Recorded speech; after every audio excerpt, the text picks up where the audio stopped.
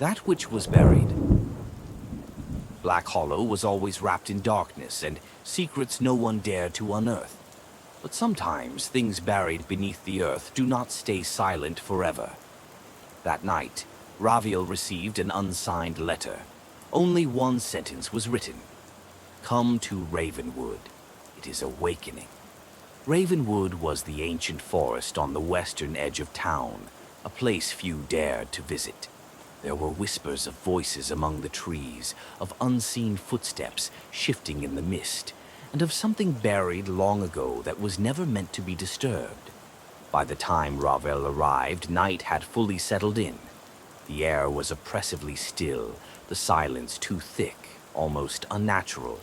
The ground here was oddly damp, as if it had just been dug up, and then he saw it. Partially exposed from the dark soil was a strange stone box, its surface etched with symbols that did not belong to any known language. They were sealing marks. Raviel was not a reckless man. He knew instantly that this was a bound artifact, and that someone had worked hard to keep whatever was inside from escaping.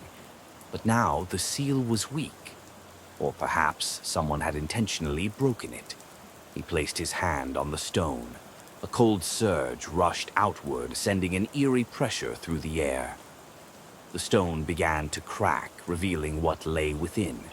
Inside, nestled in the hollow of the box, was a massive bone, black as night, shaped like nothing of this world. The moment it was exposed, the wind stopped. The world seemed to hold its breath. Then the whispers began. Not one voice, many. You have opened the way. You should not have touched it. It is too late, now. Raviel immediately drew his silver dagger, but the thing inside had already begun to spread. Dark mist, thick and unnatural, seeped from the box like living tendrils, dissolving into the air and corrupting the space around him. Beneath his feet, the ground trembled, as though something beneath was waking up.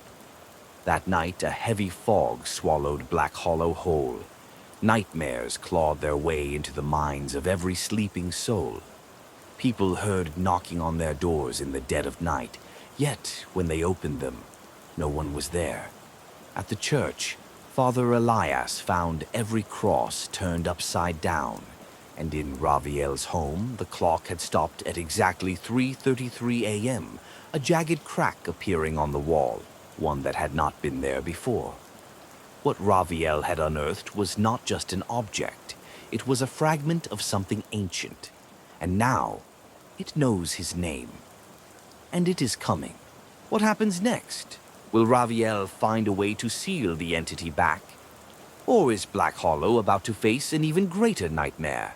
Subscribe and follow the next stories.